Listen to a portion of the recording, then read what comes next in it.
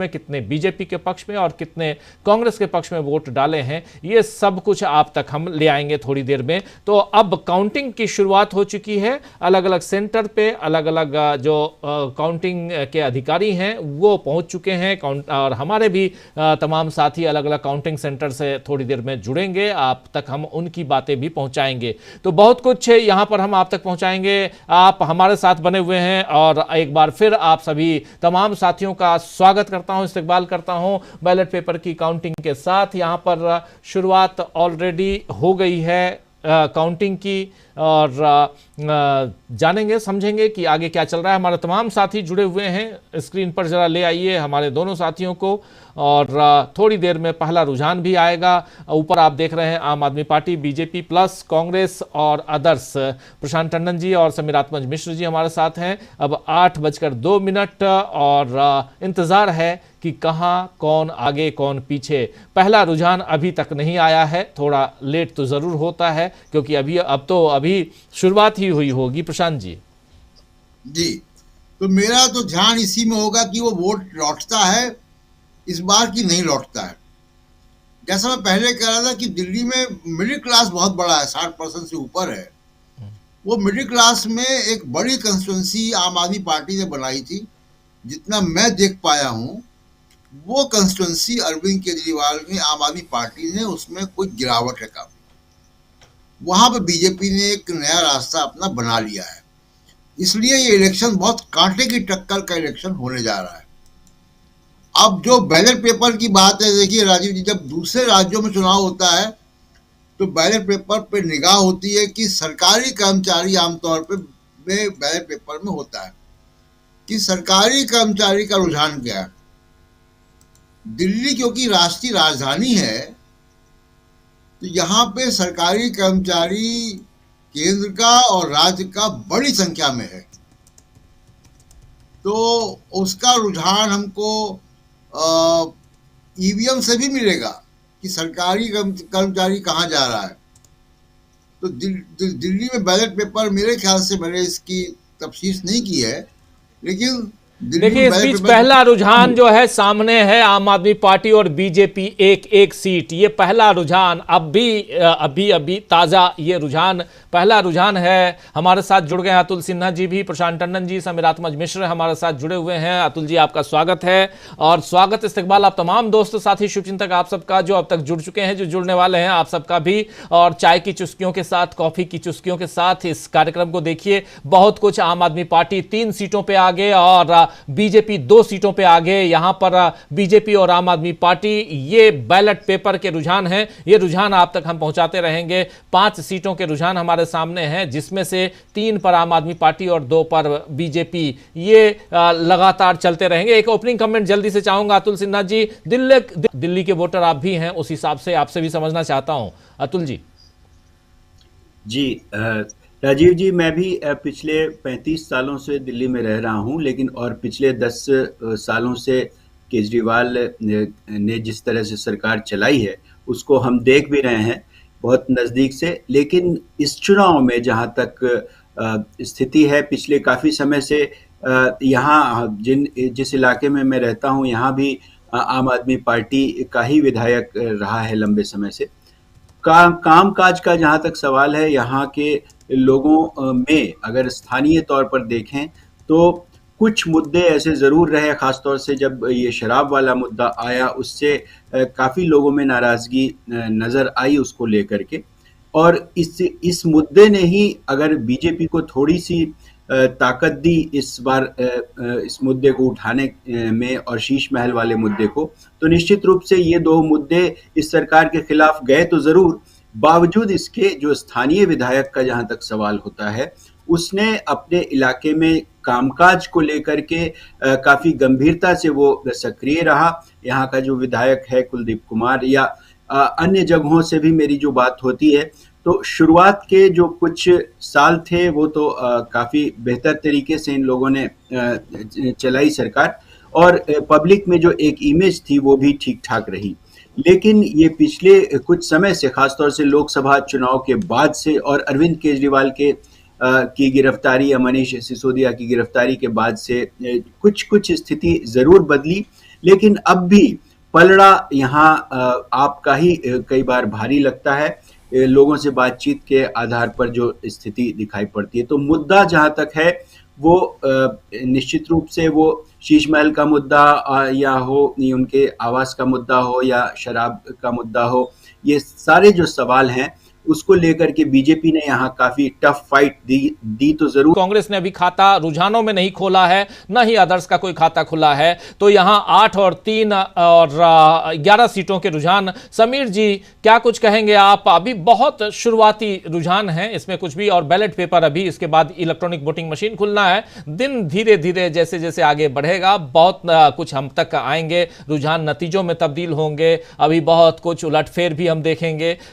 लेकिन दिल्ली के मुद्दों की बात की जाए तो क्या भ्रष्टाचार सबसे बड़ा मुद्दा था यहाँ पे, और क्या बीजेपी खासकर भ्रष्टाचार के मुद्दे पर अरविंद केजरीवाल को, आम आदमी पार्टी को घेरने में सफल रही?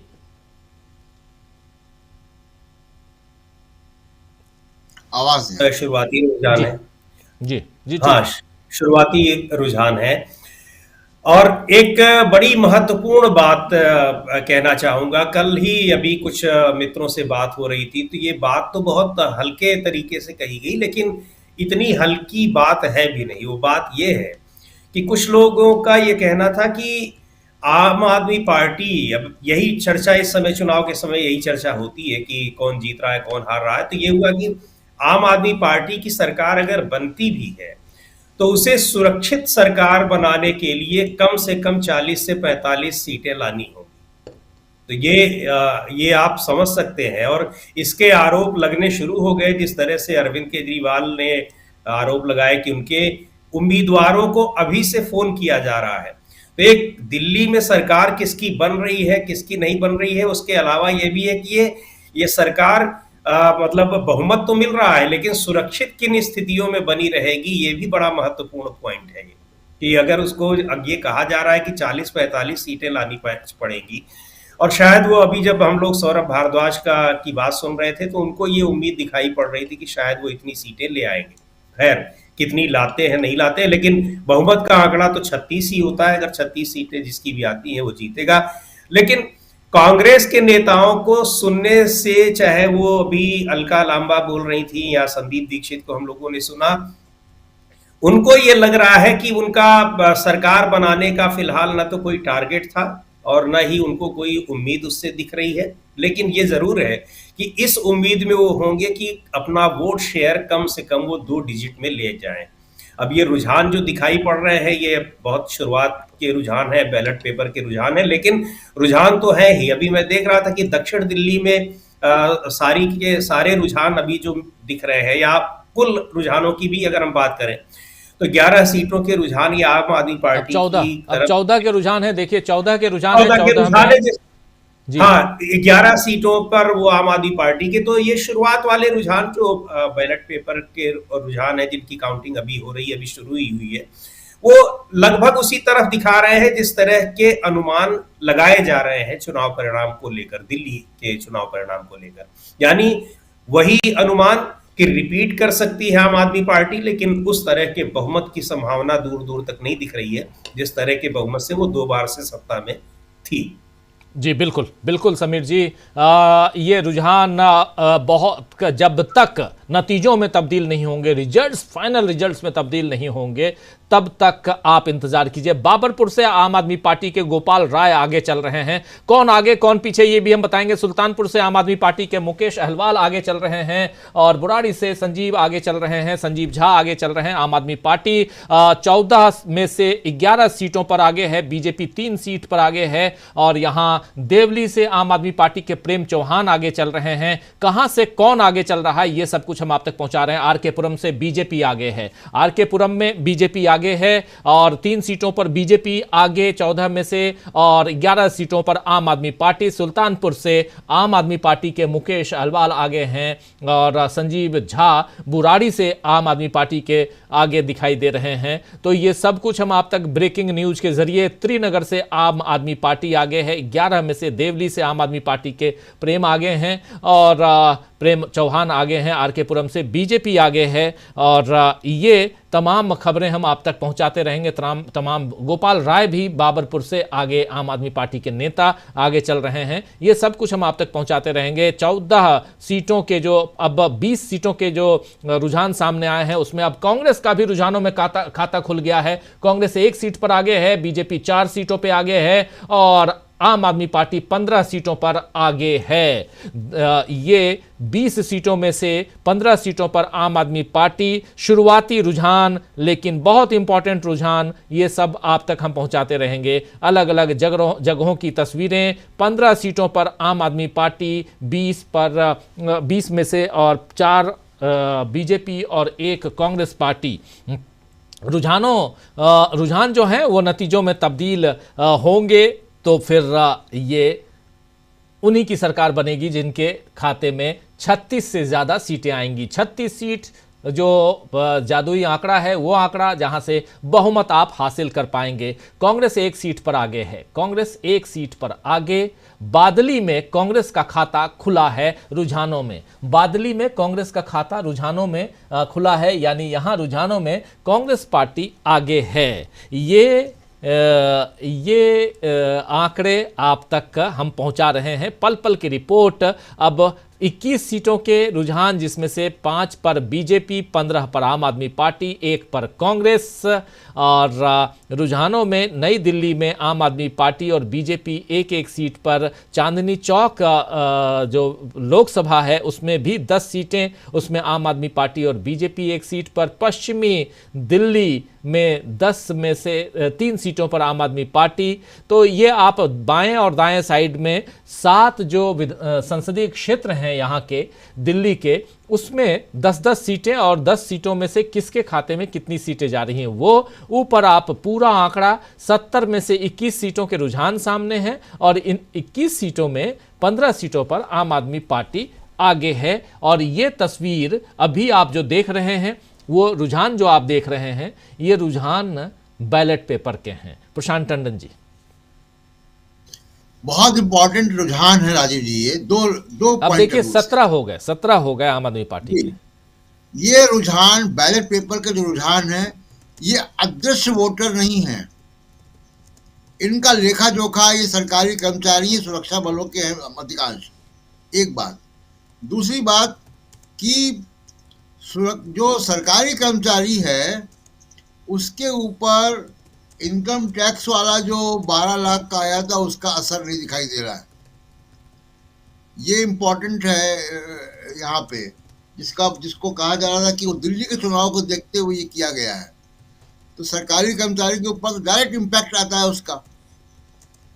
तो तीसरी एक बहुत महत्वपूर्ण बात है जो कई बार मैं देखता हूँ जब लोगों से मिलता हूँ, कि सरकारी कर्मचारियों, खासकर सुरक्षा बलों के मोबाइल नंबर का डेटा बीजेपी के पास होता है, क्योंकि सत्ताधारी पार्टी है, और वो तमाम मैसेजिंग उनको पहुंचती है।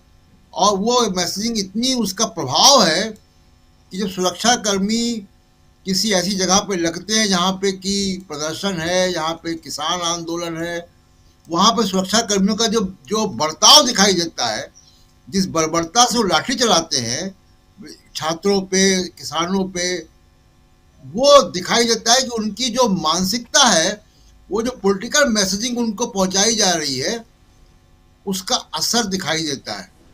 तो इस लिहाज से आप देखिए कि अगर उसमें भी सरकारी कर्मचारी अगर बीजेपी को पे कम जा रहा है, तो ये बड़ा एक इम्पॉर्टेंट संकेत है कि कितना बीजेपी ने अपने आप को, जिसको कहें कि उनकी जो ब्रांड बिल्डिंग है, उस पर नुकसान हुआ है। जी देखिए, एक मजेदार, अभी मुझे थोड़ी हंसी, और मैं उससे उतनी तेजी से नीचे गई। और अभी अगर आप देश के किसी हिस्से में जाइए, किसी व्यक्ति से बात कीजिए, दफ्तर में बात कीजिए, क्लबों में बात कीजिए, रेस्टोरेंट में बात कीजिए, चाय की दुकान में बात कीजिए, मेट्रो में बैठ के बात कीजिए, बस में बात कीजिए, आपको हर व्यक्ति एक ही बात कहेगा, या ईवीएम तो मैनेज हो जाती है। लोग एक बात, खेत खलिहानों से लेकर सब जगह, हम लोग चुनाव में जाते हैं, राजीव जी आप भी जाते हैं, और गांव शहर सब जगह एक बात आती है कि ईवीएम से चुनाव मैनेज होता है। ये राजीव कुमार ने इस चुनाव आयोग को यहाँ तक लाके खड़ा कर दिया है कि जनता में विश्वास नहीं है। जो पॉलिटिकल पार्टी या आपके जैसे मीडिया हाउसेस कुछ जो सवाल खड़े करते हैं उससे थोड़ा बहुत विश्वास होता है। और शायद जैसे कल राहुल गांधी ने प्रेस कॉन्फ्रेंस की या अरविंद केजरीवाल लगातार कर रहे हैं, उन्होंने वो भी बना दिया, एक वेबसाइट बना दी। इन सब चीज का असर थोड़ा सा होता है कि इतना खुला जो खेल चल रहा था उस पर थोड़ा अंकुश लगता है। लेकिन मैं फिर कह रहा हूँ कि राहुल गांधी ने जो कल प्रेस कॉन्फ्रेंस की है और जो लंबे समय से डीबी लाइव पे हम लोग ये बात कह रहे थे कि इलेक्टोरल रोल की पवित्रता पर सवाल है, गंभीर सवाल है। और ये एक प्रोजेक्ट के तौर पे एक बहुत बड़ा सोफिस्टिकेटेड टेक्नोलॉजी भी इसमें शामिल है, इसमें डेटा का साइंस भी शामिल है। ये एक सोफिस्टिकेटेड प्रोजेक्ट के तौर पे ये चल रहा है, पर्दे के पीछे है ये अदृश्य वोटरों का खेल। और इसको राजीव कुमार ने इसको बिल्कुल राजीव कुमार के समय में ये एक संस्थागत होता हुआ दिखाई दिया। ये राजीव कुमार की देन है। और इस घोटाले का की सच्चाई सामने आनी चाहिए कि अदृश्य वोटर कौन है। और ये अदृश्य वोटर लाखों करोड़ों की संख्या में है। कल रात भी इस पे हम लोगों ने काफी चर्चा की है। तो इसलिए ये बड़ा महत्वपूर्ण है कि ये जो इलेक्टोरल रोल है, ईवीएम की बात तो होती है, ईवीएम पर सुप्रीम कोर्ट भी शक करता है। सुप्रीम कोर्ट का अगर शक नहीं होता तो वीवीपैट क्यों लगाए जाते। इस बात को हम लोग फिर दोहराएंगे कि दुनिया के किसी डेमोक्रेटिक मुल्क में, जिनको माना जाता है कि डेमोक्रेटिक मुल्क है, वहाँ पे ईवीएम का इस्तेमाल नहीं होता है। वहाँ आज भी बैलेट पेपर बनता है। जो देश ईवीएम बनाते हैं, जिन देशों में ईवीएम की चिप बनती है जी, वो देश भी बैलेट पेपर से चुनाव लड़ते हैं। हमारे सहयोगी काउंटिंग बूथ पे हैं। जी बिल्कुल, चलते हैं जरा। हमारे साथ जुड़ गई हैं आंचल और अंशिता, दोनों हमारे सहयोगी। कहाँ किस काउंटिंग बूथ पे हैं ये भी उनसे समझते हैं। और जरा सीधे चलते हैं आंचल के पास और जानने, और अंशिता भी साथ में है कि काउंटिंग सेंटर क्या कुछ इस काउंटिंग सेंटर पे चल रहा है। सबसे पहले आंचल और अंशिता, किस काउंटिंग सेंटर पे आप लोग हैं और क्या चल रहा है यहाँ पे? काउंटिंग की शुरुआत तो 8 बजे से हो गई है, लेकिन सबसे बड़ी बात ये बताइए कि किस काउंटिंग सेंटर पे हैं आप लोग? जी राजीव जी, मैं आपको बता दूं कि इस वक्त मैं हूं अटल आदर्श गोल मार्केट के काउंटिंग सेंटर पर और यहां पर लगातार जो है मतगणना जारी है और बहुत जल्द ही रुझान भी आने वाले हैं, वो भी हम आपको बताएंगे। लेकिन यहां पर 6 विधानसभा सीटों की जो है काउंटिंग जारी है और उनका नाम मैं आपको बता दूं कि नई दिल्ली जो सीट है जहां से केजरीवाल मैदान में है, वो भी उस सीट की भी काउंटिंग चल रही है। उसके अलावा राजेंद्र नगर, जीके की भी, ग्रेटर कैलाश यानी कि दिल्ली कैंट की, उसके अलावा पटेल नगर और आरके पुरम, ये मतलब इन 6 विधानसभा सीटों की मतगणना यहाँ पर जारी है। और पहले हम बात कर लेते हैं नई दिल्ली की, क्योंकि बहुत ज्यादा हाई प्रोफाइल सीट है, वीवीआईपी सीट कहा जाता है इसको। और अभी मतदान के दिन हमने देखा ही था किस तरीके से भीड़ जुटी हुई थी, किस तरीके से मतदान जारी थे। और अब जब बात की जाए नई दिल्ली सीट की, तो यहाँ से जो 2 पूर्व सीएम रह चुके हैं उनके बेटे मैदान में है, तो वहीं दिल्ली के पूर्व सीएम जो खुद अरविंद केजरीवाल रहे हैं वो भी मैदान में थी। जी बिल्कुल, मैं बताना चाहूंगी, बिल्कुल सही कहा आंचल आपने कि बहुत ही ज्यादा, अगर हम जिस मतगणना यहाँ पर केंद्र पर इस वक्त हम मौजूद हैं उसका अगर हम देखें तो सबसे ज्यादा हॉट सीट यहाँ पर पहली तो यही है न्यू दिल्ली सीट, और उसके अलावा दूसरी जो है वो जीके ग्रेटर कैलाश है, क्योंकि वहाँ सौरभ भारद्वाज चुनावी मैदान में है उस सीट से, और उस पर भी सभी की निगाहें टिकी हुई है। लेकिन पहले अगर हम, जैसे कि आपने बात की न्यू दिल्ली सीट की, तो मैं आपको बताना चाहूंगी कि अरविंद केजरीवाल और उसके अलावा प्रवेश वर्मा और तीसरे जो है संदीप दीक्षित, एक तरह से देखा जाए तो तीनों कहीं ना कहीं सीएम उम्मीदवार माने जा रहे हैं अपनी अपनी पार्टियों से, कांग्रेस से या बीजेपी की अगर हम बात करें या फिर हम आम आदमी पार्टी की बात करें, तो यहाँ पर कांटे की टक्कर भी देखने को मिल रही है। जिस तरह के रुझान हम जब काउंटिंग के दिन, आज हम यहाँ पर हैं और उससे पहले जब हम वोटिंग वाले दिन जब हम मैदान में थे तो लोगों से हमने बातचीत की, उस तरह के रुझान बहुत ही उस समय जो लोगों के बयान आ रहे थे या लोगों से जो बातचीत हो रही थी, जिस तरह से लोग जब हम वहां मौजूद थे उनसे हमने बातचीत की, तो बहुत ही फंसी हुई स्थिति देखने को मिल रही थी। मतलब उस दिन ये देखने को साफ हो रहा था कि ये बताना बहुत ही मुश्किल हो रहा था कि बीजेपी की तरफ लोगों का जो आम जनता है वो बीजेपी की तरफ जा रही है या फिर आम आदमी पार्टी की तरफ जा रही है, और कुछ का तो कांग्रेस की तरफ भी था, क्योंकि अभी मुख्य मुकाबले में अगर देखा जाए तो बीजेपी और आम आदमी पार्टी को ही माना जा रहा है। हालांकि चुनावी मैदान में कांग्रेस भी है, लेकिन सबसे ज्यादा निगाहें इस वक्त कांग्रेस के अलावा जो सबसे ज्यादा निगाहें हैं वो आम आदमी पार्टी और बीजेपी पर टिकी हुई हैं। तो ये देखने वाली बात है कि अगर हम उस सीट की भी बात करें, न्यू दिल्ली सीट की ही बात करें, तो तमाम मुद्दे हैं। अब उसके बाद आज जनता ने अपना जो फैसला तो बता दिया है, लेकिन अब थोड़ी देर में ये ओपन हो जाएगा कि जनता ने किसको चुना है। इसी के लिए हम लोग यहाँ पर मौजूद हैं और बहुत ही जल्द यहाँ पर रुझान आने शुरू हो जाएंगे। बस यहाँ देखा जा रहा है अभी कि रुझान कुछ आने शुरू भी हो गए हैं, जैसा कि हम बताएं, यहाँ पर देख सकते हैं हम। जी बिल्कुल, जरा आंचल आप लोग रुझान भी बताइए, जैसे जैसे आपके पास रुझान आएंगे। ये बहुत ही, जिस जगह पे आप लोग हैं ये नई दिल्ली के अंदर, जो नई दिल्ली जो इस बीच देखिए ये ब्रेकिंग, पटवर्धन से अवध ओझा पीछे चल रहे हैं, पटवर्धन से अवध ओझा पीछे चल रहे हैं। दिल्ली में 35 सीटों के रुझान सामने आए हैं, 35 नहीं बल्कि अब 36 सीटों के रुझान हो गए, जिसमें से 21 सीटों पर आम आदमी पार्टी और 14 सीटों पर बीजेपी। बवाना से आम आदमी पार्टी के उम्मीदवार आगे चल रहे हैं और एक सीट पर कांग्रेस पार्टी। ये रुझान बवाना से आम आदमी पार्टी के जय भगवान उपकार भी आगे चल रहे हैं। शकूर बस्ती से आम आदमी पार्टी आगे है और सत्येंद्र जैन, आम आदमी पार्टी के नेता सत्येंद्र जैन जेल में भी थे, वो आपको याद होगा। और अवध ओझा जो अभी कुछ दिनों पहले जिन्होंने आम आदमी पार्टी ज्वाइन की थी, और 36 सीटों के रुझान में से आप देखिए कि 22 पर आम आदमी पार्टी और 13 पर बीजेपी, 1 पर कांग्रेस पार्टी, और ये आप तक हम पहुंचा रहे हैं। इस बीच काउंटिंग सेंटर पर और खासकर नई दिल्ली में जो 6 विधानसभा की सीटें हैं, वहां पर गोल मार्केट में हमारे 2 सहयोगी वहां मौजूद हैं और उनके बीच फिर से चलते हैं। आंचल और अंशिता हमारे साथ हैं, इन दोनों के बीच चलते हैं। रुझान क्या कुछ आप लोगों के सामने आ रहे हैं, और ये भी बताइएगा अगर रुझान जैसे आएंगे वो भी। और लेकिन यहाँ पर आप लोग बता रहे थे, आप लोग बात कर रहे थे, एक तो बहुत ही हॉट सीट है आंचल, जो नई दिल्ली सीट है, जिसमें आपने बताया कि अरविंद केजरीवाल के अलावा 2 और कैंडिडेट हैं। और बहुत मजेदार है कि ये तीनों कैंडिडेट मुख्यमंत्री पद के दावेदार भी हैं, यानी अरविंद केजरीवाल और शीला दीक्षित के बेटे संदीप दीक्षित, और साथ साथ परवेश वर्मा। दूसरी तरफ उधर जीके ग्रेटर कैलाश की बात कर रही थी अंशिता, वहां भी सौरभ भारद्वाज वहां से भी हैं आम आदमी पार्टी के। एक मजेदार हॉट हाई प्रोफाइल ये पूरा का पूरा जहां पर आप लोग हैं। यहां और कोई नेता या कोई ऐसे पार्टी के जो नेता हैं वो लोग भी दिखाई दिए क्या कुछ यहाँ पर भीड़ भाड़ कैसी है, वो आप लोग चूंकि जहाँ पे खड़ी हैं ऐसा ये समझ सकता हूँ, मीडिया गैलरी इस साइड में आप लोग हैं, लेकिन जब एंट्री होती है वहां से लेकर यहां तक आने में क्या कुछ दिखाई दिया? क्या भीड़ है यहाँ पे, लोगों का जमावड़ा है, पार्टियों के नेताओं का जमावड़ा है, क्या कुछ दिखा?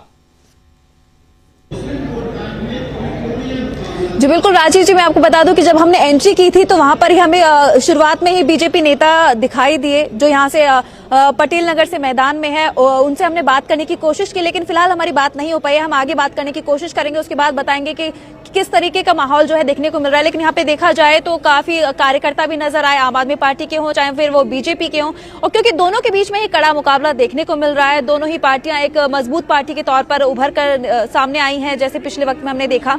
और ऐसे में आम आदमी पार्टी के लिए चुनाव जीतना बहुत ज्यादा जरूरी है, क्योंकि आम आदमी पार्टी, केजरीवाल की बात की जाए जो नई दिल्ली से मैदान में है, उन्होंने पिछले कुछ दिनों पहले उन्होंने ये बयान भी दिया था कि मैं सीएम पद त्याग रहा हूं, इस्तीफा दे रहा हूं, जब जनता मुझे चुनेगी तभी मैं मैदान में आऊंगा, सीएम बनूंगा, सीएम पद की शपथ लूंगा, इस तरीके का बयान आया था। तो ऐसे में केजरीवाल के लिए चुनाव बहुत ज्यादा महत्वपूर्ण होता दिखाई दे रहा है।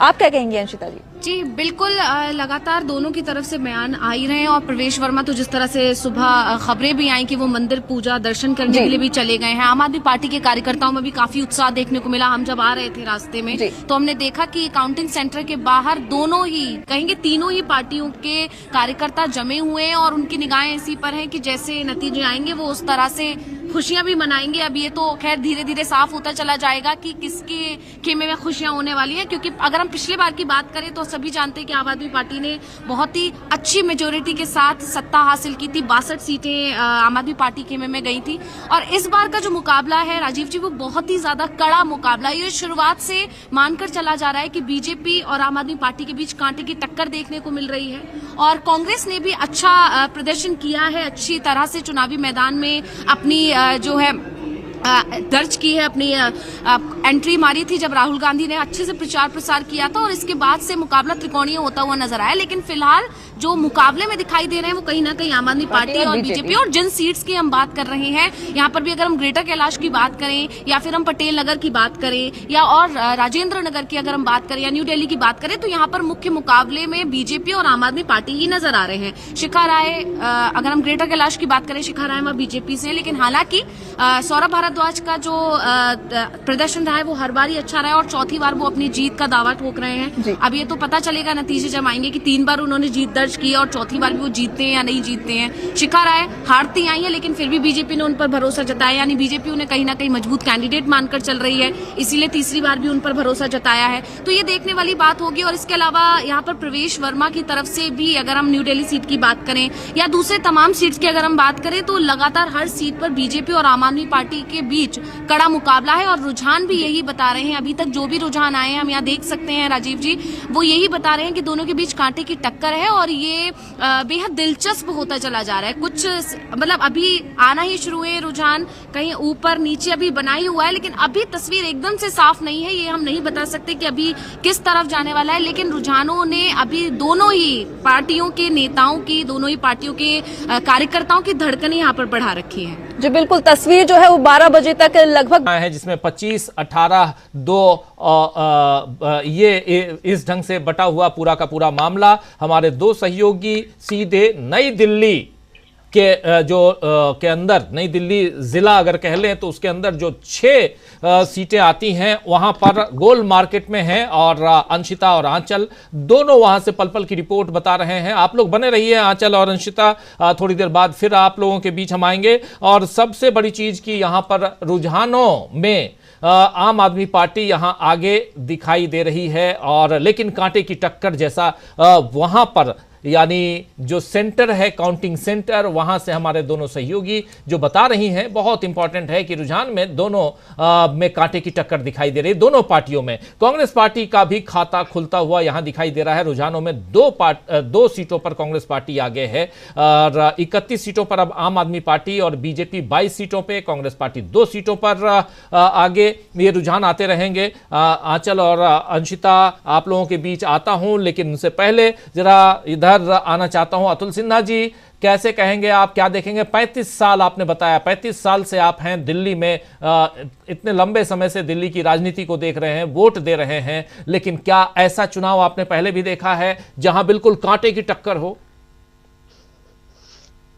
इस तरह का चुनाव इस बार एक अनोखा चुनाव है और निश्चित रूप से बीजेपी और पहले बीजेपी और कांग्रेस में टक्कर हुआ करती थी कांटे की, जाहिर सी बात है कि पहले होती थी, लेकिन शीला दीक्षित के जाने के बाद से यहाँ जिस तरह से जब से आम आदमी पार्टी सत्ता में आई है तब से कांग्रेस की ज़मीन पूरी तरह से कांग्रेस खुद भी ये जानती है कि वहाँ यहाँ सरकार बनाने की स्थिति में अभी लंबे समय तक वो नहीं रहेगी और बीजेपी का ये गढ़ भी रहा है। बीजेपी के कई मुख्यमंत्री यहाँ से रहे और उन्होंने काफ़ी शुरुआती दौर में काम भी हुए, चाहे वो कुछ समय के लिए मदन लाल खुराना हो, सुषमा स्वराज तो काफ़ी कम समय के लिए थी, साहब सिंह वर्मा हो, लेकिन जहाँ तक शीला दीक्षित का सवाल है, शीला दीक्षित के ज़माने में दिल्ली की जो स्थिति थी वो बहुत ही बेहतरीन हुई। दिल्ली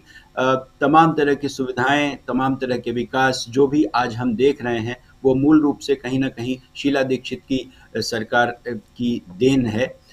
लेकिन आम आदमी पार्टी जब से सरकार में आई, सारी दिक्कत यहाँ ये हुई कि ये भी एक पार्टी ऐसी रही कि वो आत्मकेंद्रित, अरविंद केजरीवाल बहुत ही आत्मकेंद्रित किस्म के नेता रहे हैं, ये सब लोग जानते हैं। लेकिन बावजूद इसके एक नई लहर के तौर पर आम आदमी पार्टी उभरी थी जो अन्ना आंदोलन के बाद, और जितने उसने दावे किए भ्रष्टाचार के खिलाफ अपने आप को वहाँ पे, यहाँ उस वक्त कॉमनवेल्थ घोटाले का मामला बहुत तेजी से उठा था, ये सबको पता है, और उसका ही ये असर हुआ कि आम आदमी पार्टी की सरकार बनी।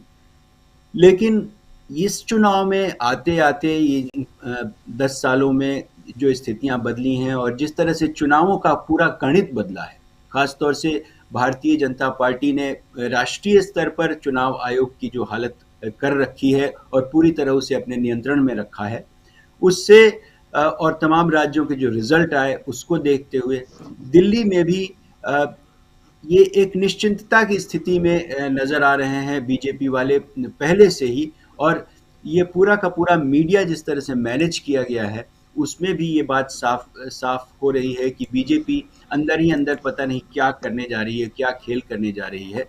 तो इसलिए इस बार का चुनाव निश्चित रूप से पहले के चुनावों से तो काफ़ी अलग है। खासतौर से पिछले 5 सालों में स्थिति बहुत बदली है। 5 सालों में अरविंद केजरीवाल और उनकी पूरी पार्टी पर जिस तरह से भ्रष्टाचार के आरोप लगे और जिस तरह से उनका जो वर्किंग स्टाइल है वो भी बदला, और जिस तरह से केंद्र सरकार यानी भाजपा की जो दखल थी और उपराज्यपाल को जो पूरी ताकत दी गई, ये सारी की सारी जो तैयारी चली पिछले 5 सालों में कि बीजेपी ने पिछले 5 साल से ये तय किया हुआ था कि अगले चुनाव में वो किस तरह से चुनाव मैदान में आएगी और किस तरह से वो अपनी रणनीति बनाएगी, चुनाव आयोग उसकी भूमिका क्या होगी।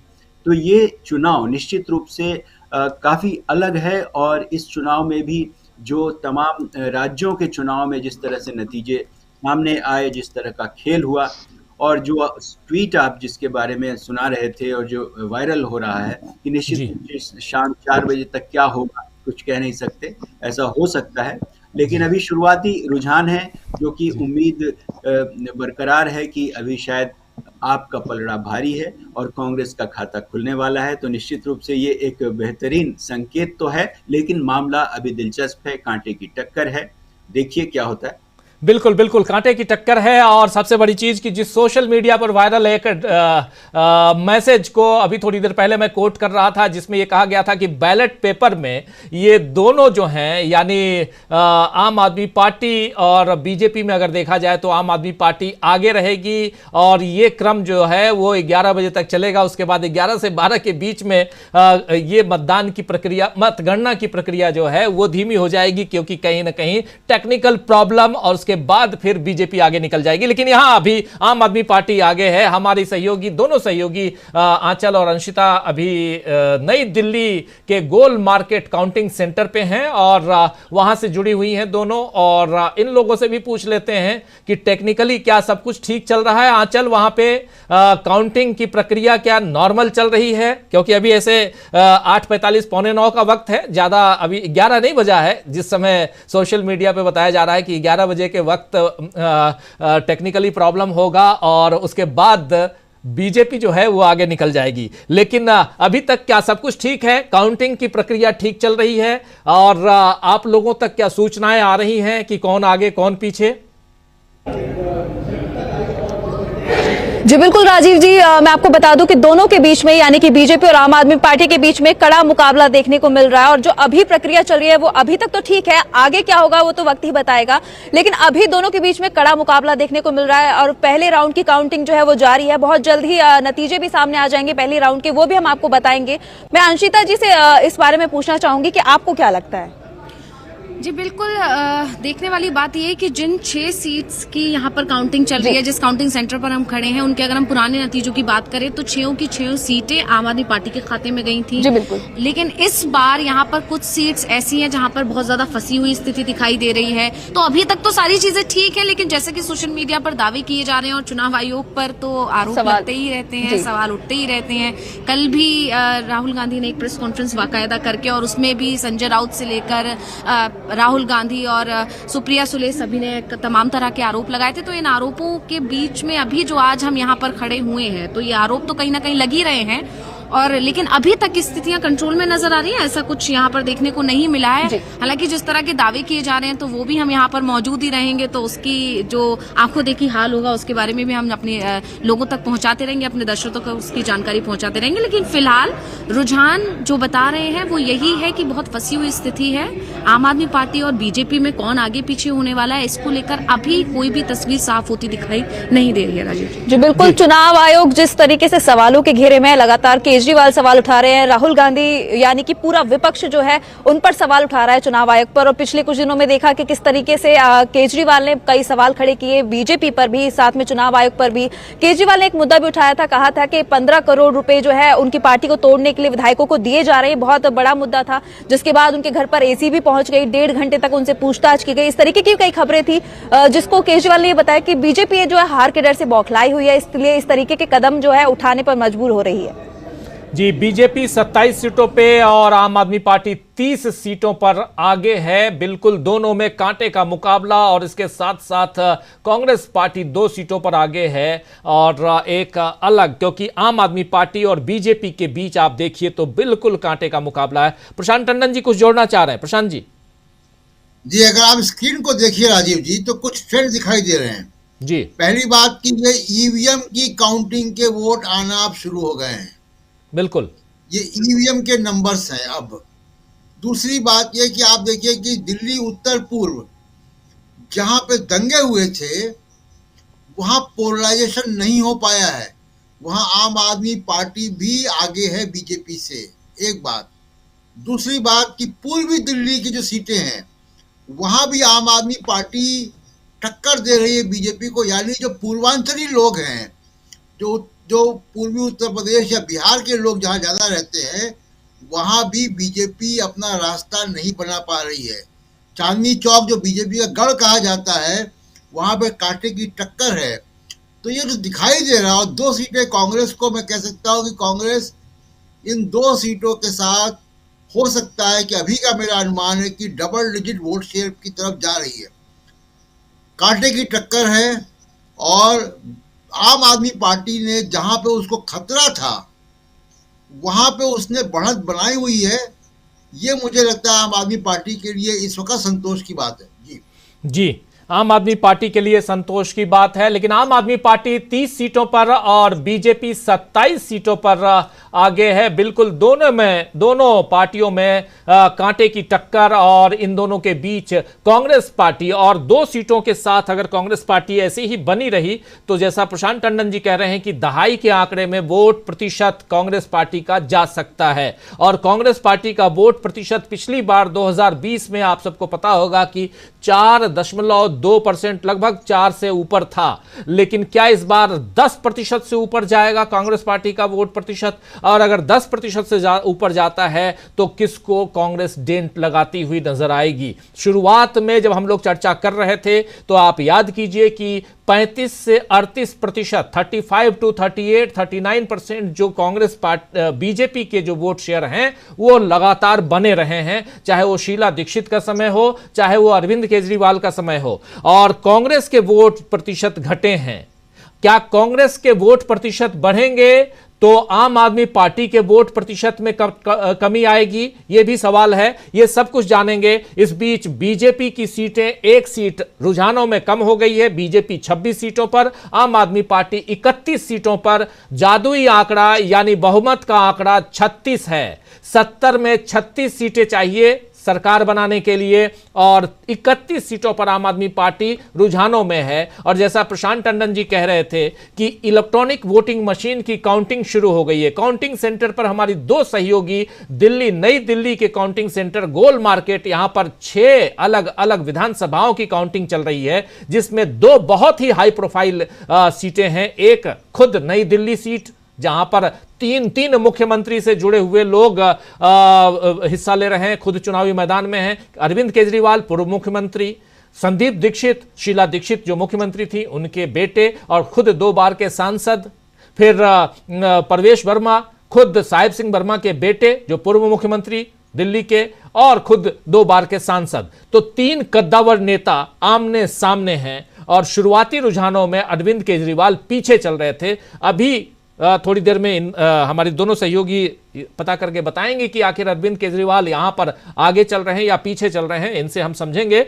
लेकिन मजेदार है कि ये सीट जो नई दिल्ली सीट, उसके बाद फिर ग्रेटर कैलाश सीट, ये सारी सीटें बहुत, क्योंकि वहां से सौरभ भारद्वाज लगातार जीतते आए हैं। 3 बार से वो 3 नहीं बल्कि 4थी बार चुनावी मैदान में हैं और लगातार जीतते आए हैं। वो 2013 का चुनाव सौरभ भारद्वाज ने जीता था, फिर 2015 का चुनाव सौरभ भारद्वाज ने जीता, फिर उसके बाद 2020 का चुनाव सौरभ भारद्वाज ने जीता। क्या इस बार भी वो जीतेंगे? आतिशी कालका जी से हैं, आतिशी पीछे चल रही हैं, मनीष सिसोदिया पीछे चल रहे हैं, अवध ओझा पीछे चल रहे हैं, ये सब पीछे चल रहे हैं।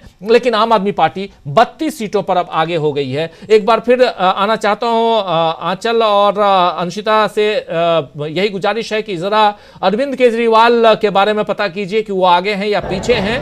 आप लोगों के बीच आओ, लेकिन आपसे पहले जरा जी आंचल जरा बताइए क्या कुछ है खबर। जी मैं आपको बता दूं कि पोस्टल बैलेट के जरिए जो नतीजे आए हैं, अभी रुझानों में केजरीवाल पीछे बताए जा रहे हैं। केजरीवाल पीछे बताए जा रहे हैं पोस्टल बैलेट। और पहले राउंड की काउंटिंग जो है वो अभी भी जारी है। पहले राउंड की काउंटिंग जारी है। अरविंद केजरीवाल पीछे हैं यहां और परवेश वर्मा शायद आगे हैं, यही है ना जी? परवेश वर्मा आगे हैं, बीजेपी के परवेश वर्मा आगे, अरविंद केजरीवाल पीछे चल रहे हैं। आना चाहता हूं एक बार जल्दी से प्रोफेसर रविकांत जी के पास। प्रोफेसर रविकांत जी, ये रुझान है और इसमें अभी बातें हम बहुत करेंगे, बहुत कुछ दिखाएंगे, बताएंगे। आम आदमी पार्टी फिर भी 32 सीटों पे आगे है और बीजेपी 26 सीटों पर, क्या कहेंगे? देखिए, इसमें मुझे कांग्रेस पार्टी का परफॉर्मेंस ज्यादा महत्वपूर्ण लग रहा है। बहुत सारे लोग ये कह रहे थे कि कांग्रेस पार्टी अगर अच्छा करती है तो डेंट लगेगा आम आदमी पार्टी को, लेकिन मेरा मानना हमेशा से अलग रहा है। ठीक वैसे ही जैसे उत्तर प्रदेश में बीएसपी का परफॉर्मेंस, अगर उत्तर प्रदेश में बीएसपी का परफॉर्मेंस अच्छा होता है तो बीजेपी को डेंट लगता है, सपा को नहीं। तो सपा उसमें बाजी मार सकती थी। उसी तरह से दिल्ली में अरविंद केजरीवाल से जो नाराजगी हुई और जिस तरह का नैरेटिव गढ़ा गया बीजेपी के द्वारा, उनको जेल भेज करके, अब वो आरोप कितने सही हैं कितने नहीं हैं मैं नहीं कह सकता, लेकिन एक नैरेटिव तो बीजेपी ने पूरी तरीके से बनाया था कि अरविंद केजरीवाल जिस भ्रष्टाचार के खिलाफ आए थे वो खुद भ्रष्टाचार में आकंठ डूबे हुए हैं और जो वादे किए थे केजरीवाल ने, निश्चित रूप से उन पर वो 100% खरे नहीं उतरे हैं। उनकी बहुत सारी जो पोलें थी वो सामने आई हैं, लोगों का विश्वास टूटा है। ये जो वोटर है वो बीजेपी के साथ शिफ्ट कर सकता था अगर कांग्रेस पार्टी वहां अच्छा परफॉर्मेंस नहीं करती। इसीलिए हम लोग देखेंगे कि डबल डिजिट में वोट परसेंटेज जा सकता है। तो नाराज जो वोटर था आम आदमी पार्टी से, वो शिफ्ट किया है कांग्रेस पार्टी की तरफ। बीजेपी का एक फिक्स वोटर है और दिल्ली में थोड़ी स्थिति और अलग है। दिल्ली में अपर कास्ट में भी जो खास करके बनिया मतदाता है वो आम आदमी पार्टी के साथ है, वो बीजेपी के साथ उतना नहीं है। तो ये जो समीकरण है, और बीजेपी को जो 27 सीटें अभी दिख रही हैं, मैंने पहले भी आपके शो पर कहा, मैं फिर कह रहा हूं कि इसमें ज्यादा बड़ी भूमिका जातिगत राजनीति की है। भारतीय जनता पार्टी ने बिहार के और उत्तर प्रदेश के उन तमाम दलित और पिछड़ी जातियों के नेताओं को दिल्ली में बिठा रखा था। लंबे समय से वो वहां चुनाव प्रचार कर रहे थे, अपने समाज के बीच में जा रहे थे और इसका बीजेपी पूरे तरीके से फायदा उठाना चाहती थी। लेकिन मुझे लगता है कि उतना फायदा उसको नहीं मिल रहा है जितना उसने सोच करके पूरा 2 महीने वहां पे लगाया। कांग्रेस पार्टी ने बुरी तरीके से डेंट किया है। अगर मैं थोड़ा 2 सीटें जो दिख रही, हालांकि शुरू में लग रहा था कि खाता खुलना भी मुश्किल होगा, और ये 2 सीटों की बढ़त ये दिखाती है कि कांग्रेस पार्टी को वोट मिला है। अब नतीजे यही होंगे कि नहीं होंगे हम नहीं कह सकते, लेकिन वोट मिला है, और ये जो वोट मिलना है वो बीजेपी के लिए मुश्किलें खड़ी कर रहा है, और आम आदमी पार्टी को उसमें एक तरह से थोड़ा सा बढ़त मिलती हुई दिखाई पड़ रही है। लेकिन अभी बहुत शुरुआती रुझान है, और शुरुआती रुझान में केजरीवाल पीछे हैं। लेकिन ध्यान देना पड़ेगा तमाम दर्शकों को कि लोकसभा चुनाव में 3 राउंड में नरेंद्र मोदी पीछे थे। वोटर जब अपने पर आता है तो फिर किसी को नहीं बख्शता। जो बनारस में धोखेबाजी हुई थी, सच्चाई तो कुछ और है राजीव जी, जिसको हम लोग कह नहीं सकते हैं। बनारस में तो उलटफेर हो रहा था, उसको कैसे मैनेज किया गया है, लखनऊ में कैसे मैनेज किया गया है। लोकसभा चुनाव तो पब्लिक लड़ रही थी। अब दिल्ली में जो स्थितियां हैं, बीजेपी ने पूरे तरीके से एक तरह से वहां तमाम जातियों के जो नेताओं को बिठाया था, अगर वो चल जाता तो ये रुझान यहां पर उल्टे दिखाई पड़ते। मुझे लगता है कि कांग्रेस ने एक बड़ी भूमिका अदा की है, खास करके राहुल गांधी की कैंपेन ने, मल्लिकार्जुन खड़गे की कैंपेन ने, प्रियंका गांधी की कैंपेन ने, कि जो आम आदमी पार्टी और बीजेपी दोनों से दूरी बनाना चाह रहे थे वो कांग्रेस की तरफ गए हैं। और कांग्रेस के लिए एक बहुत महत्वपूर्ण ये चुनाव होगा। अगर वोट परसेंटेज उनका डबल डिजिट में जाता है तो सीट जीतते हैं कि नहीं जीतते हैं मैं इस पर नहीं जा रहा हूं।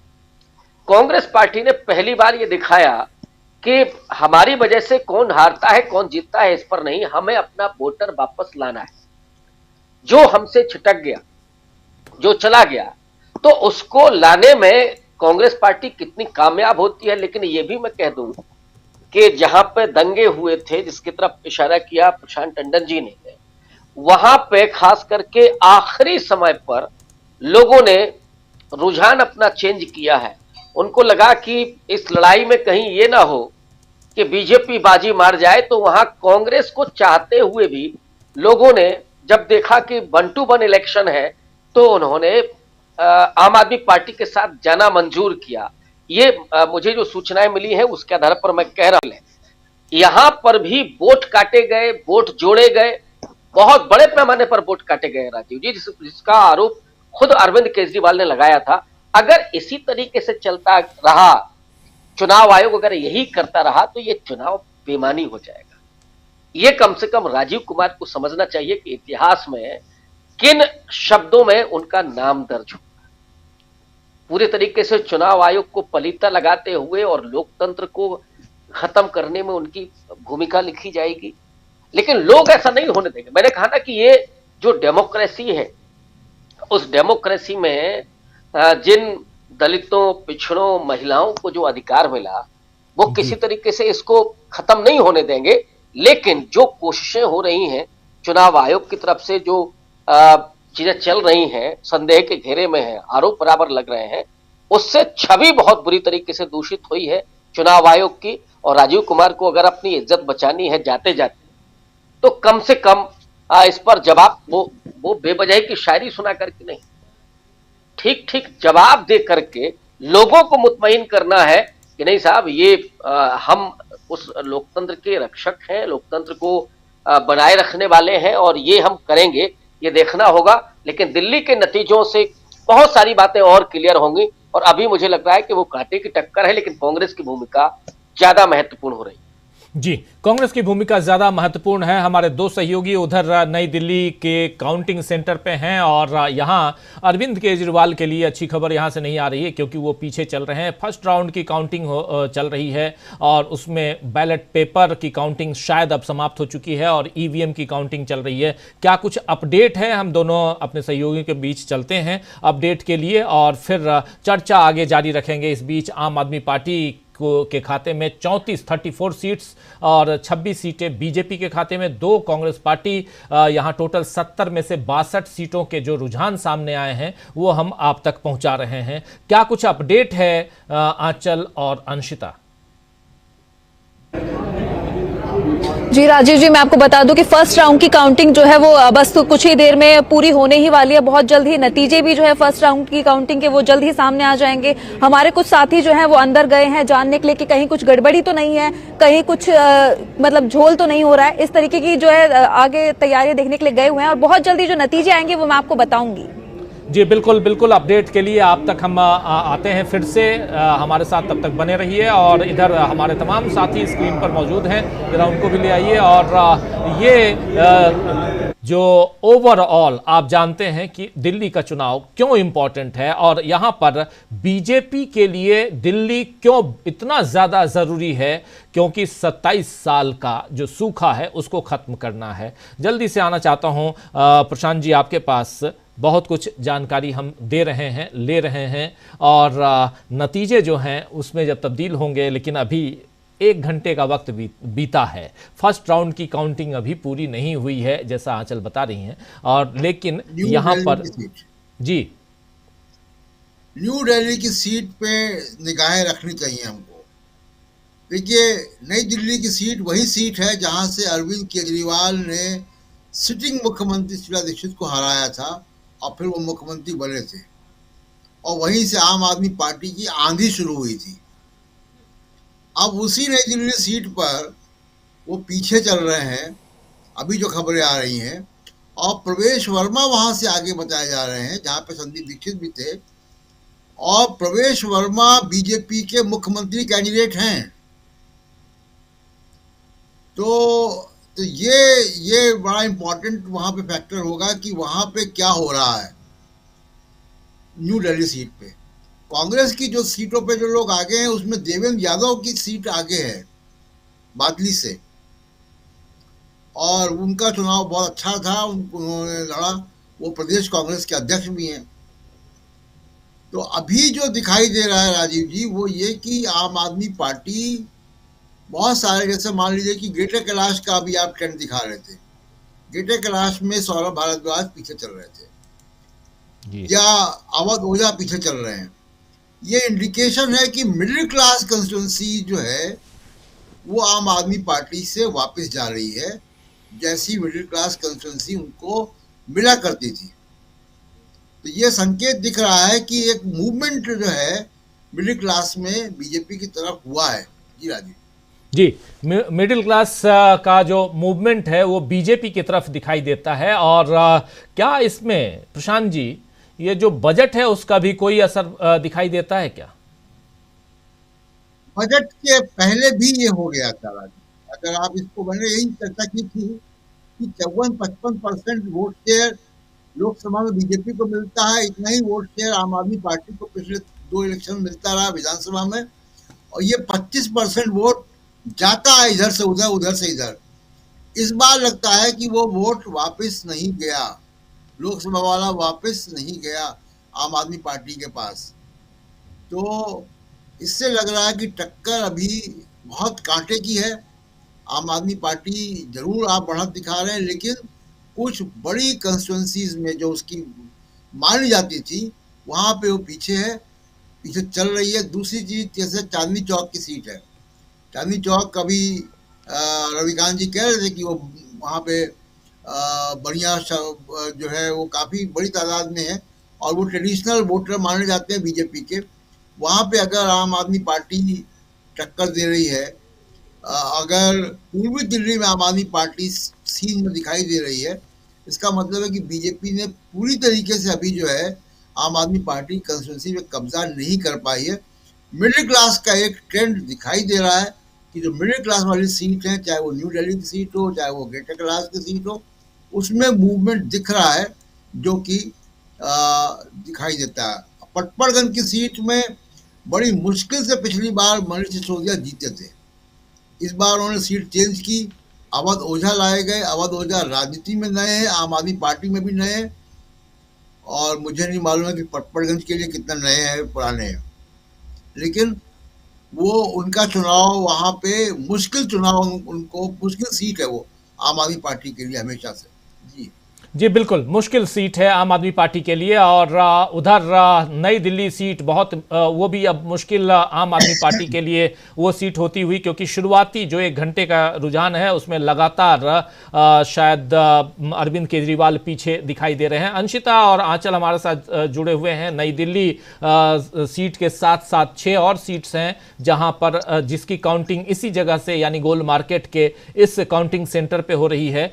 जरा एक बार फिर से अंशिता, क्या कुछ है, क्या सचमुच अभी तक अरविंद केजरीवाल पीछे चल रहे हैं?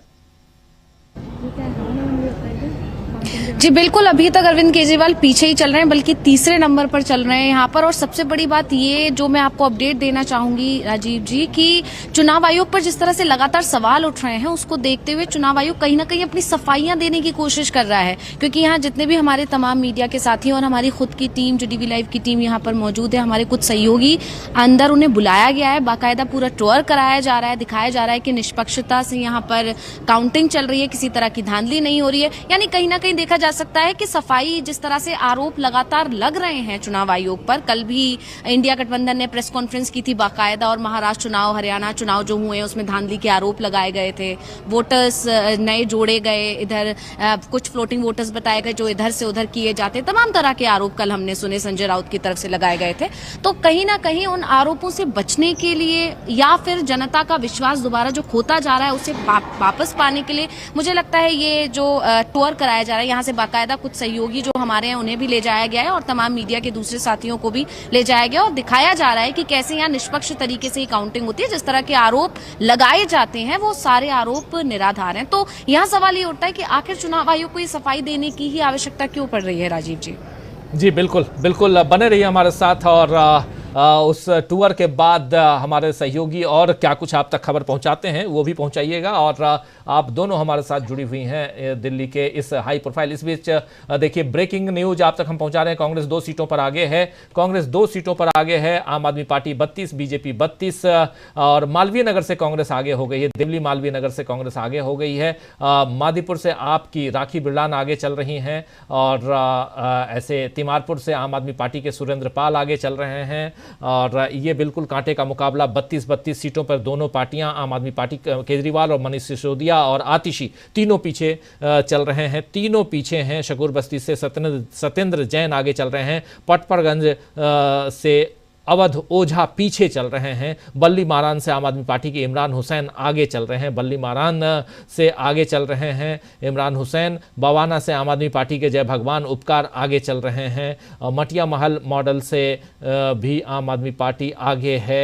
ओखला से आम आदमी पार्टी के अमानतुल्लाह खान आगे चल रहे हैं। ओखला से अमानतुल्लाह खान आगे चल रहे हैं। कांग्रेस 2 सीटों पर आगे है। 32 दोनों का आंकड़ा, और उसमें कांग्रेस और बीजेपी। हमारे साथ शकील अख्तर जी भी जुड़ गए हैं। शकील जी, आपका स्वागत करता हूं इस कार्यक्रम में। और सीधे आप देख रहे हैं आंकड़ों में बिल्कुल कांटे का मुकाबला। शकील जी, आपके पास ही आना चाहता हूं। और यहां बिल्कुल आम आदमी पार्टी और बीजेपी, कांग्रेस 2 सीटों पर अभी तक 66 सीटों के जो रुझान आए हैं उसमें बहुत ही मजेदार, बहुत इंपॉर्टेंट यहाँ पर आंकड़े। इन दोनों आंकड़ों को देखकर, इन आंकड़ों को देखकर क्या कहेंगे? पहली प्रतिक्रिया शकील जी आपकी। देखिए, पहली प्रतिक्रिया यह है हमारी कि आम आदमी पार्टी ने खुद अपना बहुत बड़ा नुकसान किया है। अगर वो इस चुनाव को कांग्रेस के साथ मिलकर लड़ती, जैसा कि कांग्रेस के नेता अभी अभी भी कह रहे हैं कि उन्होंने समझौते की कोशिश की थी, मगर आम आदमी पार्टी जो है वो पूरी तरह गठबंधन तोड़ने पर उतारू थी, तो आज आम आदमी पार्टी की यह स्थिति नहीं होती। बीजेपी को जो 32 सीटें मिल रही हैं, यानी कि बराबर आम आदमी पार्टी की आ रही है, उसका सबसे बड़ा कारण यह है कि आम आदमी पार्टी का वोट काफी हद तक कटा है। अभी जो वोटिंग परसेंटेज आएगा तो मालूम पड़ेगा कि कितना वोट कटा है उसका। तो इस चुनाव में सबसे बड़ी खास बात यह है कि बीजेपी को तो अपनी कोशिश करना ही थी। बीजेपी भी 27 साल से दिल्ली से बाहर थी, उसने अपनी पूरी ताकत झोंक दी थी, लेकिन बावजूद उसके उसको एक बड़ी कड़े मुकाबले में फंसना पड़ा। और वो उस तरह से जिसे बता रहे थे सारे के सारे एग्जिट पोल की वो स्वीप कर रही है, इतनी सीटें ला रही है, वो कहीं पे भी अभी तक तो दिखाई नहीं दे रहा है। लेकिन आम आदमी पार्टी को फायदा जो मिला है, यानी कि बीजेपी का इतना मुकाबला कर पा रही है, वो इसीलिए कर पा रही है कि अभी भी लोगों को लगता है कि आम आदमी पार्टी दिल्ली के अंदर बीजेपी की प्रतिद्वंदी है, उसका मुकाबला कर सकती है। लेकिन इस चुनाव ने यह साफ कर दिया कि आम आदमी पार्टी और बीजेपी दोनों एक ही पिच पर खेले हैं। दोनों एक ही सिद्धांतों को लेके और एक ही तरह की राजनीति करते हुए खेले हैं। दोनों का जो अल्पसंख्यकों के खिलाफ रवैया है, दोनों का जो दलित और पिछड़ों के खिलाफ रवैया है, दोनों का अन्य मामलों पे रवैया है, इनमें कहीं पे भी आम आदमी पार्टी बीजेपी से अलग नहीं दिख रही है। इसीलिए जो आप बता रहे हैं कि कांग्रेस 2 सीटों पर आगे बढ़ रही है, अभी पूरे रिजल्ट आएंगे तो मालूम पड़ेगा, खासतौर से वोटिंग परसेंटेज से मालूम पड़ेगा कि कांग्रेस ने यहाँ कितना गेन किया है। और देखिए, कांग्रेस का अब ये उद्देश्य कोई छुपा हुआ उद्देश्य नहीं है कि उसे दिल्ली से आम आदमी पार्टी को साफ करना था। उसका ये मानना था और वो इस बात पे कन्विंस हो गई थी कि दिल्ली जब तक हम आम आदमी पार्टी को नहीं हटाएंगे, बीजेपी का मुकाबला करने में हम समर्थ नहीं होंगे। और जनता में, दिल्ली के अलावा पूरे देश में ये मैसेज नहीं जाएगा कि सिर्फ कांग्रेस ही जो है वो बीजेपी का मुकाबला कर सकती है, कोई क्षेत्रीय पार्टी अकेले बीजेपी का मुकाबला नहीं कर सकती। हाँ, गठबंधन में कर सकती है, हमारे साथ मिलकर कर सकती है, लेकिन जिस तरह की आम आदमी पार्टी पूरे देश में चुनाव लड़ के मैसेज दे रही थी कि हम ही बीजेपी का मुकाबला कर सकते हैं, वो गलत है। कांग्रेस ही सबसे बड़ा विपक्ष है और ये मैसेज शायद कांग्रेस देने में अब सफल हो गई है। जी राजीव जी। बिल्कुल बिल्कुल, कांग्रेस 1 सीट पर अब आगे है और 33 सीटों 33 सीट्स पर बीजेपी, 32 सीटों पर आम आदमी पार्टी। दोनों में बिल्कुल कांटे का मुकाबला और बहुत कड़ा मुकाबला। लेकिन सबसे बड़ी चीज कि 4 इनके नेता, जिसमें अरविंद केजरीवाल खुद, मनीष सिसोदिया और आतिशी और साथ में अवध ओझा, ये चारों, अवध ओझा, मनीष सिसोदिया, आतिशी और अरविंद केजरीवाल, ये चारों पीछे चल रहे हैं, लगातार पीछे चल रहे हैं। ये यहाँ पर कांग्रेस की तो बात ही आप अलग छोड़िए, लेकिन आम आदमी पार्टी के लिए ये एक झटके के तौर पर देखा जाएगा, माना जाएगा। अब आम आदमी पार्टी 34 सीट्स, 34 सीटों पर आम आदमी पार्टी, 33 सीटों पर, 33 सीट्स पर बीजेपी, 1 पर कांग्रेस पार्टी। 68 सीटों के रुझान आए हैं। आएंगे थोड़ी देर में आंचल और अंशिता के पास और उनसे समझेंगे, लेकिन उनसे पहले जरा अतुल सिन्हा जी आपके पास आना चाहता हूं। अतुल जी, 34-33 बहुत ही कांटे का मुकाबला। जी राजीव जी, अभी तक तो कांटे का मुकाबला है और आने वाले जो रुझान आएंगे वो निश्चित रूप से और भी कांटे के होंगे। उसमें कौन ऊपर जाता है, कौन नीचे आता है, ये देखना दिलचस्प होगा। लेकिन शकील जी ने जो अभी बात कही कि कांग्रेस के साथ गठबंधन न करना और इस चुनाव को अकेले लड़ने का जो फैसला किया आम आदमी पार्टी ने, ये उसके लिए बेहद नुकसानदेह साबित हो रहा है और ये बात अभी हम इस रुझान में देख रहे हैं। और जाहिर सी बात है कि बीजेपी का जो कोर वोटर है वो निश्चित रूप से उसके साथ लगातार बना हुआ है। और जहां तक अभी चुनाव से ठीक पहले बजट में जो 12 लाख की जो घोषणा की गई, उससे जो मिडिल क्लास, बहुत सारे मिडिल क्लास के जो लोग थे जो कि बीजेपी के खिलाफ सोचते थे, कहीं ना कहीं उनका भी वोट ट्रांसफर हुआ है बीजेपी की तरफ, ये देखने की बात तो साफ है ही। और ये जो कांटे की जो टक्कर है वो निश्चित रूप से ये पहले भी अनुमान लगाया जा रहा था कि ये पूरा का पूरा चुनाव सीधे सीधे आम आदमी पार्टी वर्सेस बीजेपी है। लेकिन कांग्रेस की जो मौजूदगी है और उसका जो वोट परसेंटेज बढ़ रहा है, ये एक अहम बात है और आने वाली राजनीति निश्चित रूप से इससे प्रभावित होगी। सरकार किसकी बनती है ये तो आने वाले वक्त में पता चल ही जाएगा, कुछ घंटों के बाद। बिल्कुल बिल्कुल, कुछ घंटों के बाद ये पता चल जाएगा। लेकिन 36 सीटों पे अब आम आदमी पार्टी आगे है, 32 सीटों पर बीजेपी, 1 पर कांग्रेस पार्टी। हमारे साथ यहाँ हमारे 4 वरिष्ठ साथी जुड़े हुए हैं। अतुल सिन्हा जी को आप सुन रहे थे, प्रोफेसर रविकांत जी हैं, शकील अख्तर जी और प्रशांत टंडन जी, चारों हमारे साथ बने हुए हैं। और 2 हमारी सहयोगी उधर सीधे नई दिल्ली के काउंटिंग सेंटर, जहां पर 6 अलग अलग विधानसभा सीटों की काउंटिंग चल रही है, जिसमें बहुत ही high profile seat new Delhi यानी नई दिल्ली खुद अपने आप में है विधानसभा, और ये गोल मार्केट नई दिल्ली में वहां मौजूद है हमारे दो सहयोगी आंचल और अंशिता। इनके पास चलते हैं, कोई अपडेट अगर हो तो जरूर बताएं। और जरा ये समझना चाहता हूं कि क्या अरविंद केजरीवाल अभी भी पीछे चल रहे हैं? जी बिल्कुल राजीव जी, बताना चाहूंगी कि अभी तक पहले ही राउंड की काउंटिंग जारी है यहाँ पर। इसी बीच अरविंद केजरीवाल को लेकर बहुत अच्छी खबर फिलहाल तो नहीं आ रही है, लेकिन यहाँ पर कांग्रेस के लिए यही है कि वो जिस तरह से सेकंड नंबर पर भी चल रहे हैं, तो जैसा लगातार अगर हम पिछले चुनावों की बात करें तो कांग्रेस का जो प्रदर्शन रहा था उससे बेहतर प्रदर्शन ही यहाँ पर दिख रहा है। तो यहाँ पर कहीं ना कहीं राहुल गांधी के नेतृत्व में जिस तरह से कांग्रेस प्रदर्शन कर रही है वो देखने वाली बात है। इसके अलावा अरविंद केजरीवाल के जैसे कि आपने सवाल किया, तो अभी तक बहुत अच्छी खबर नहीं आ रही है, वो लगातार पीछे ही बने हुए हैं अभी, और अभी पहले राउंड की काउंटिंग पूरी नहीं हो पाई है, तो इसलिए अभी